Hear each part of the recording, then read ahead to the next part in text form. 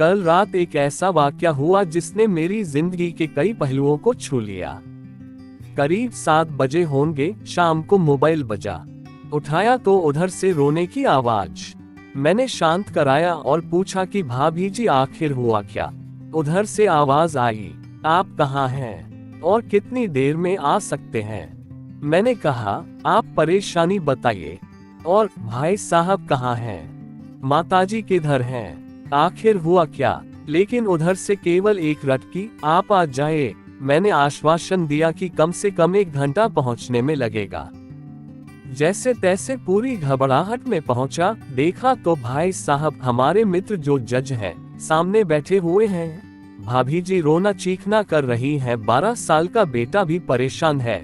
9 साल की बेटी भी कुछ नहीं कह पा रही है। मैंने भाई साहब से पूछा कि आखिर क्या बात है तारा अंकल। भाई साहब कोई जवाब नहीं दे रहे थे।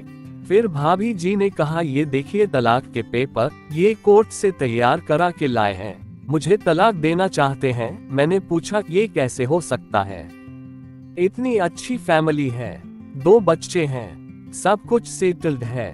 प्रथम दृष्टि में मुझे लगा ये मजाक है, लेकिन मैंने बच्चों से पूछा दादी किधर है। बच्चों ने बताया पापा ने उन्हें 3 दिन पहले नोएडा के वृद्धाश्रम में शिफ्ट कर दिया है। मैंने घर के नौकर से कहा, मुझे और भाई साहब को चाय पिलाओ। कुछ देर में चाय आई। भाई साहब को बहुत कोशिशें की चाय पिलाने की, लेकिन उन्होंने नहीं पी और कुछ ही देर में वो एक मासूम बच्चे की तरह फूट फूट कर रोने लगे। बोले, मैंने 3 दिन से कुछ भी नहीं खाया है। मैं अपनी 61 साल की माँ को कुछ लोगों के हवाले करके आया हूँ। पिछले साल से मेरे घर में उनके लिए इतनी मुसीबतें हो गई कि पत्नी भाभी जी ने कसम खा ली कि मैं माँ जी का ध्यान नहीं रख सकती। ना तो ये उनसे बात करती थी और ना ही मेरे बच्चे बात करते थे। रोज मेरे कोर्ट से आने के बाद माँ खूब रोती थी।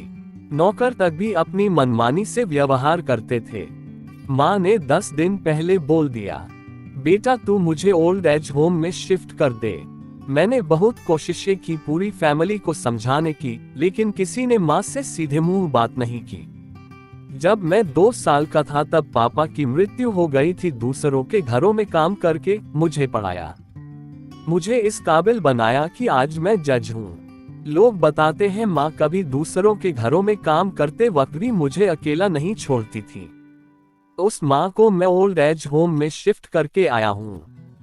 पिछले 3 दिनों से मैं अपनी माँ के एक एक दुख को याद करके तड़प रहा हूँ, जो उसने केवल मेरे लिए उठाए। मुझे आज भी याद है जब मैं 10th की परीक्षा में अपीयर होने वाला था। माँ मेरे साथ रात रात भर बैठी रहती।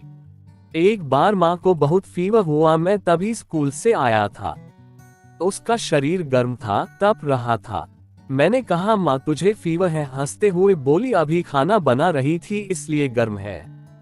लोगों से उधार मांगकर मुझे दिल्ली विश्वविद्यालय से LLB तक पढ़ाया। मुझे ट्यूशन तक नहीं पढ़ाने देती थी कि कहीं मेरा टाइम खराब ना हो जाए। कहते कहते रोने लगे और बोले, जब ऐसी माँ के हम नहीं हो सके तो हम अपने बीवी और बच्चों के क्या होंगे। हम जिनके शरीर के टुकड़े हैं, आज हम उनको ऐसे लोगों के हवाले कर आए जो उनकी आदत, उनकी बीमारी, उनके बारे में कुछ भी नहीं जानते। जब मैं ऐसी माँ के लिए कुछ नहीं कर सकता तो मैं किसी और के लिए भला क्या कर सकता हूँ। आजादी अगर इतनी प्यारी है और माँ इतनी बोझ लग रही है, तो मैं पूरी आजादी देना चाहता हूँ। जब मैं बिना बाप के पल गया तो ये बच्चे भी पल जाएंगे। इसलिए मैं तलाक देना चाहता हूँ। सारी प्रॉपर्टी इन लोगों के हवाले करके उस ओल्ड एज होम में रहूंगा। कम से कम मैं माँ के साथ रह तो सकता हूँ। और अगर इतना सब कुछ करके माँ आश्रम में रहने के लिए मजबूर है, तो एक दिन मुझे भी आखिर जाना ही पड़ेगा। माँ के साथ रहते रहते आदत भी हो जाएगी। माँ की तरह तकलीफ तो नहीं होगी। जितना बोलते उससे भी ज्यादा रो रहे थे। बातें करते करते रात के 12:30 हो गए। मैंने भाभी जी के चेहरे को देखा। उनके भाव भी प्रायश्चित और ग्लानि से भरे हुए थे। मैंने ड्राइवर से कहा, अभी हम लोग नोएडा जाएंगे। भाभी जी और बच्चे, हम सारे लोग नोएडा पहुंचे। बहुत ज्यादा रिक्वेस्ट करने पर गेट खुला। भाई साहब ने उस गेटकीपर के पैर पकड़ लिए, बोले मेरी माँ है, मैं उसको लेने आया हूँ। चौकीदार ने कहा क्या करते हो साहब? भाई साहब ने कहा मैं जज हूँ। उस चौकीदार ने कहा जहाँ सारे सबूत सामने हैं तब तो आप अपनी माँ के साथ न्याय नहीं कर पाए, औरों के साथ क्या न्याय करते होंगे साहब। इतना कहकर हम लोगों को वहीं रोककर वह अंदर चला गया। अंदर से एक महिला आई जो वार्डन थी। उसने बड़े कातर शब्दों में कहा 2 बजे रात को आप लोग ले जाके कहीं मार दें तो मैं अपने ईश्वर को क्या जवाब दूंगी। मैंने सिस्टर से कहा आप विश्वास करिए, ये लोग बहुत बड़े पश्चाताप में जी रहे हैं। अंत में किसी तरह उनके कमरे में ले गईं। कमरे में जो दृश्य था उसको कहने की स्थिति में मैं नहीं हूँ। केवल एक फोटो जिसमें पूरी फैमिली है और वो भी माँ जी के बगल में, जैसे किसी बच्चे को सुला रखा है। मुझे देखी तो उनको लगा कि बात ना खुल जाए, लेकिन जब मैंने कहा हम लोग आपको लेने आए हैं तो पूरी फैमिली एक दूसरे को पकड़कर रोने लगी। आसपास के कमरों में और भी बुजुर्ग थे, सब लोग जागकर बाहर तक ही आ गए। उनकी भी आंखें नम थीं। कुछ समय के बाद चलने की तैयारी हुई। पूरे आश्रम के लोग बाहर तक आए।